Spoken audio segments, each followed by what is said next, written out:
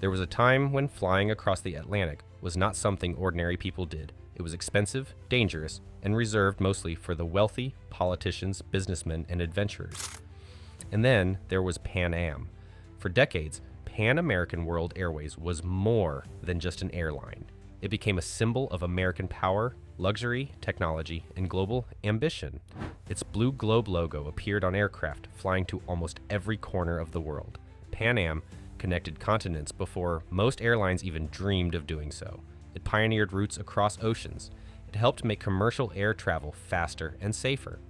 It introduced millions of people to the idea that the world could be crossed in a single day. At its peak, Pan Am was one of the most famous companies on the planet. But the story of Pan Am is not simply a story about an airline that went bankrupt. It is the story of a company that helped create the modern aviation industry, and then became a victim of the industry it helped create. Pan Am was once so powerful that its executives could influence international negotiations. Governments cared about where its aircraft were flying, and competitors struggled to match its global network. So how did a company that practically represented American aviation become one of the most famous corporate failures in American history?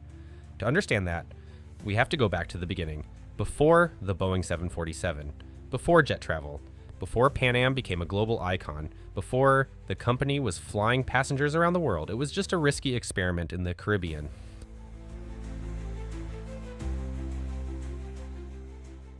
Pan Am was founded in 1927 by Juan Trippe. The company began with a relatively modest operation between the United States and Cuba. At the time, commercial aviation was still in its infancy. Airplanes were small. Navigation was primitive compared with modern standards. There were few airports capable of handling large aircraft, and flying over open water was extremely dangerous. But Juan Trippe saw something that many other businessmen didn't. He believed that aviation would eventually become one of the most important forms of transportation in the world. The problem was getting there. Trippe understood that Pan Am could not simply wait for the aviation industry to develop. The company had to build the infrastructure itself. So Pan Am began establishing routes, airports, bases, and relationships with foreign governments. It expanded throughout Latin America and the Caribbean. And instead of thinking of aviation as a collection of individual domestic routes, Trippe thought internationally. That vision became one of Pan Am's greatest advantages. The company was just selling airplane tickets. It was building a global transportation network. By the 1930s, Pan Am was already operating famous flying boats. These enormous aircraft could land on water, allowing the airline to reach places where proper runways didn't exist. The most famous of them were the Boeing 314 Clippers. They looked almost like ocean liners with wings. Inside, passengers could experience a level of luxury that would be almost unimaginable on a commercial flight today. There were dining rooms, private sleeping compartments, spacious cabins, and highly trained crews. But the luxury was not the most important part. The Clippers allowed Pan Am to establish long-distance international routes at a time when regular land-based airports were still rare. Pan Am became America's unofficial ambassador in the skies. Its aircraft carried passengers, mail, diplomats, businessmen, and government officials across international borders. And the company developed something that would become extremely valuable: experience. Pan Am learned how to operate internationally long before most competitors. It learned how to negotiate with foreign governments, how to establish overseas bases, how to train crews for international operations, and how to manage routes that stretched thousands of miles. That experience would eventually help turn Pan Am into the most recognizable airline in the world. But the Second World War would change aviation forever.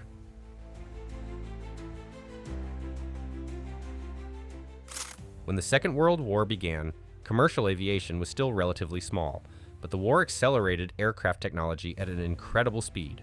Aircraft became faster, engines became more powerful, navigation improved, airports expanded, and perhaps most importantly, governments began investing enormous amounts of money into aviation infrastructure. Pan Am became deeply involved in this transformation. Its pilots, aircraft, and infrastructure were used in support of the American war effort, and when the war ended, the aviation industry was fundamentally different. The world now had better aircraft, better airports, better navigation systems, and a huge population that understood the strategic importance of air travel. This created an enormous opportunity. Pan Am was perfectly positioned to take advantage of it. The company already had international experience. It already had relationships around the world, and it had one of the strongest brands in aviation. But the biggest transformation was still coming. The age of the jet was about to begin, and Pan Am was determined to lead it. In the 1950s, commercial airlines began moving away from propeller-driven aircraft toward jet-powered airplanes. Jets were dramatically faster. A flight that once took many hours could suddenly be completed in a fraction of the time, and Pan Am wanted to put itself at the center of this revolution. The company ordered Boeing 707 aircraft and introduced jet service across the Atlantic. Suddenly, international air travel became faster, more reliable, and increasingly accessible. But Juan Trippe wasn't satisfied. He believed the future of aviation would require something much bigger, much larger aircraft, much more capacity, and much lower costs per passenger. His vision would eventually produce one of the most famous airplanes in history.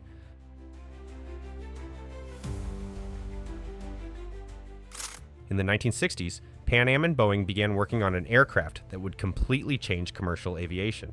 The result was the Boeing 747. It was enormous. Compared with previous passenger aircraft, the 747 looked almost absurdly large. It had 2 aisles, multiple decks in parts of the aircraft, a distinctive upper level, and capacity for hundreds of passengers. But the 747 wasn't simply a bigger airplane. It represented a completely different vision of air travel. For decades, international flying had been a luxury. The 747 offered the possibility of mass transportation across continents, and Pan Am was the launch customer. On January 22, 1970, Pan Am operated the first commercial Boeing 747 flight from New York to London. The event became a defining moment in aviation history. Pan Am had once again positioned itself at the center of an industry revolution.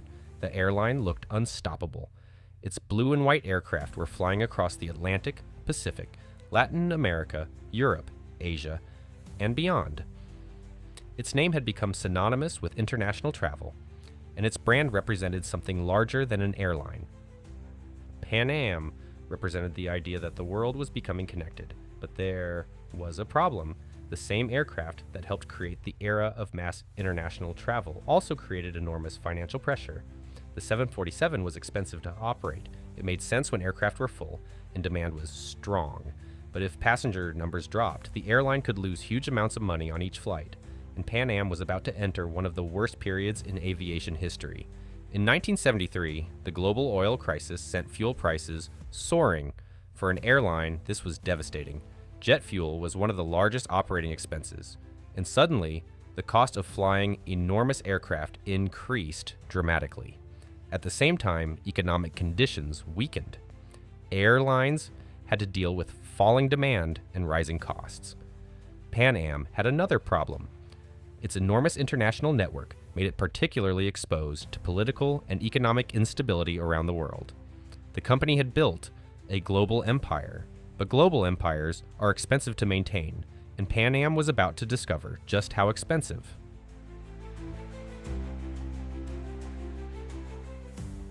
Pan Am's greatest strength was also becoming one of its greatest weaknesses. It was global. But being global meant being exposed to almost everything: fuel prices, currency fluctuations, political instability, international conflicts, economic recessions, and changing passenger demand. The company also had a structural disadvantage in the American market. For years, Pan Am had focused heavily on international routes. It had become America's great international airline. But that came with a price. Pan Am had very little presence in the domestic American market. And that became increasingly important, because in the United States, airlines were operating under a heavily regulated system. Routes and fares were controlled. But in 1978, the United States passed the Airline Deregulation Act. The aviation industry was suddenly transformed. Airlines gained much greater freedom to choose routes and set prices. Competition exploded, and this created a massive opportunity for airlines that already had strong domestic networks. Companies such as United, American, Delta, and others could use their domestic operations to feed passengers into international flights. Pan Am couldn't do the same thing as effectively. It had an enormous international network, but it lacked the domestic network necessary to compete efficiently in the new environment. Pan Am tried to fix the problem. In 1980, it made one of the biggest acquisitions in its history. It purchased national airlines. The goal was obvious. Pan Am wanted a domestic network. It wanted access to major American cities. It wanted to feed domestic passengers into its international flights. But the acquisition did not solve the company's problems. Instead, integration was difficult and expensive. Pan Am was struggling with debt. Its costs remained high, and competitors were becoming more aggressive. The aviation industry was changing faster than Pan Am could adapt, and then another problem appeared. The world was becoming increasingly dangerous. International terrorism was beginning to target commercial aviation. For Pan Am, this would eventually become catastrophic. Pan Am had already experienced terrorism before the disaster that would eventually destroy the company's reputation. But on December 21st, 1988, everything changed. Pan Am Flight 103 was flying from London to New York. The aircraft was a Boeing 747. On board were 259 people. Then, over the Scottish town of Lochherby, the aircraft exploded. The debris fell over the town. 11 people on the ground were also killed. In total, 270 people died. It became one of the deadliest terrorist attacks in the history of commercial aviation. And because the aircraft belonged to Pan Am, the company's name became permanently associated with the tragedy. The investigation lasted for years. Eventually, Libyan intelligence agents were accused of involvement, and the attack became an international political crisis. For Pan Am, the consequences were devastating. Passengers became more concerned about security. The airline faced enormous legal and financial pressure, and the company's already fragile financial position became even worse. Pan Am was not destroyed by one event alone. That would be too simple. The company had been struggling for years. It had high costs, heavy debt, an inefficient structure, strong competition, and an industry that was changing rapidly. But Lockerbie accelerated the decline. The Pan Am brand had once represented safety, luxury, and international sophistication. Now, for many people, its name was associated with one of the worst terrorist attacks ever committed against a commercial aircraft. The airline tried to survive, but the timing could hardly have been worse, because another crisis was approaching. In 1990, Iraq invaded Kuwait. Oil prices increased again. The global economy weakened, and international air travel suffered. For an airline already struggling financially, this was another devastating blow. Pan Am needed money. It needed to reduce costs. It needed to restructure. And it needed to convince passengers and investors that the company still had a future. But by this point, Pan Am's problems were no longer temporary. They were structural.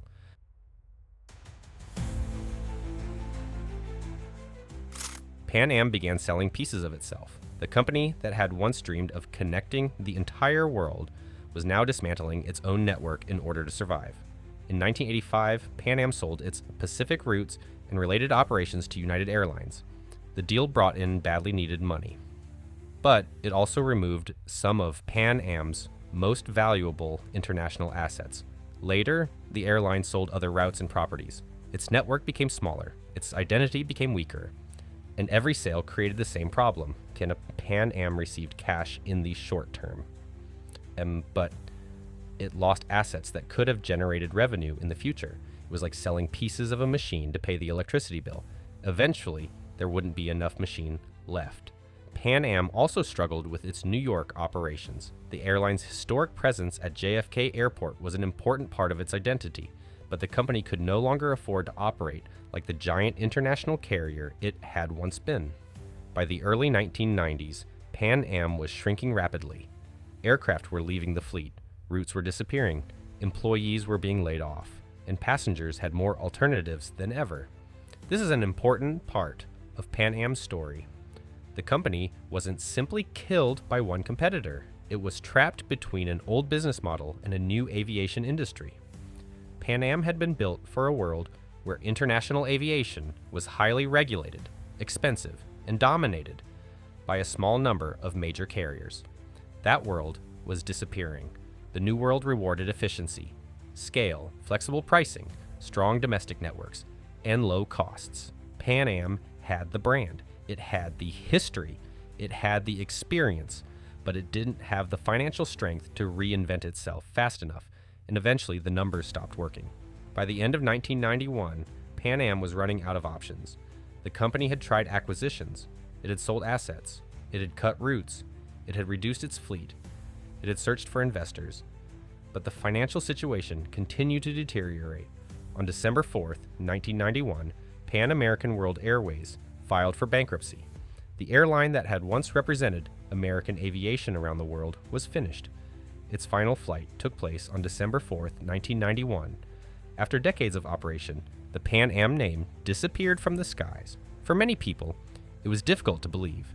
This was the airline that had introduced the world to the Boeing 747, the airline that had pioneered transoceanic travel, the airline whose aircraft had flown to more countries than most people could name, the airline whose blue globe logo had become one of the most recognizable symbols in aviation. And now, it was gone. But Pan Am's story didn't end completely. The brand itself survived in various forms. There were attempts to revive the name. There were successor companies. There were licensing deals. And there were efforts to bring Pan Am back into the aviation industry, but none of them recreated the original company. The Pan Am that had dominated international aviation was gone forever. And that raises a bigger question. Why did one of the world's most famous airlines fail? Was it bad management? Was it deregulation? Was it terrorism? Was it the oil crisis? Was it excessive debt? The answer is all of these things. But there is a deeper lesson.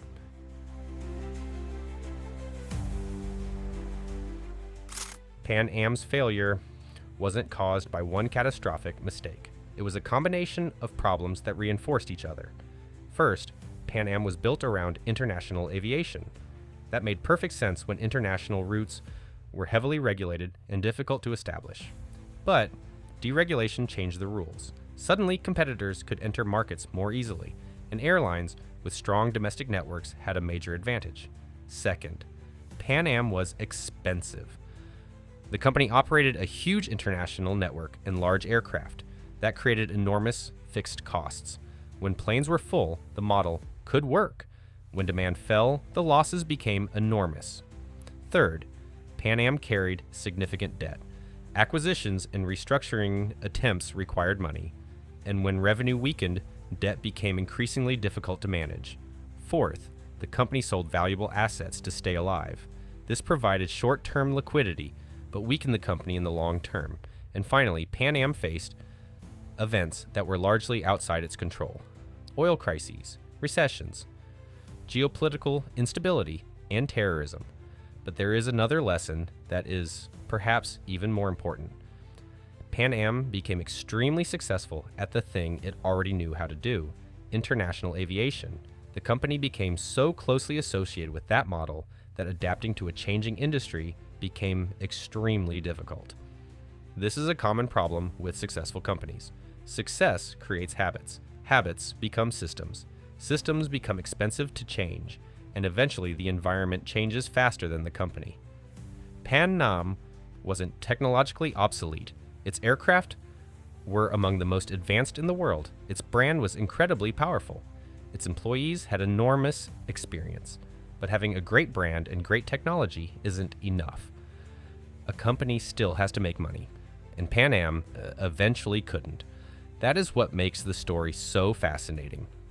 Pan Am didn't disappear because people stopped believing in aviation. Quite the opposite. Aviation was about to become bigger than ever. Millions more people would begin flying. New airlines would become global giants. Air travel would become cheaper and more accessible. The industry Pan Am helped create was about to explode. Pan Am simply wasn't able to survive long enough to benefit from it. Today, Pan Am exists mostly as a memory, but it is an unusually powerful memory. The blue globe logo is still recognized by people who never flew on a Pan Am aircraft. The airline appears in movies, television shows, documentaries, photographs, and museums. Its aircraft have become symbols of a particular era in American history, an era when commercial aviation still felt glamorous. Flight attendants wore carefully designed uniforms. Passengers dressed formally for flights. Airports were symbols of modernity, and flying across the Atlantic felt like an extraordinary event. Pan Am helped create that culture, but its historical importance goes beyond nostalgia. Pan Am helped establish many of the international routes and practices that became fundamental to modern aviation. It helped develop long-distance commercial flying. It pushed aircraft manufacturers toward larger and more capable airplanes. and it demonstrated that an airline could operate on a truly global scale. In many ways, Pan Am was ahead of its time, but being ahead of your time can be dangerous. The company built an enormous international network before the economics of mass air travel were ready to support it. Then, when the economics finally changed, Pan Am was too financially weakened to take advantage of the opportunity. That's the paradox of Pan Am. It helped build the future, but it couldn't survive in that future. And perhaps that is why the company's story remains so fascinating.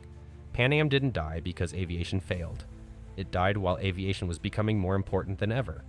The world didn't stop flying, it simply started flying without Pan Am. And today, whenever you see a massive commercial aircraft crossing an ocean, it's worth remembering that companies like Pan Am helped make that possible. For a few extraordinary decades, Pan Am wasn't just an airline, it was the airline that tried to connect the world. And for a while, it looked like it had succeeded. Then the world changed, and Pan Am couldn't change with it.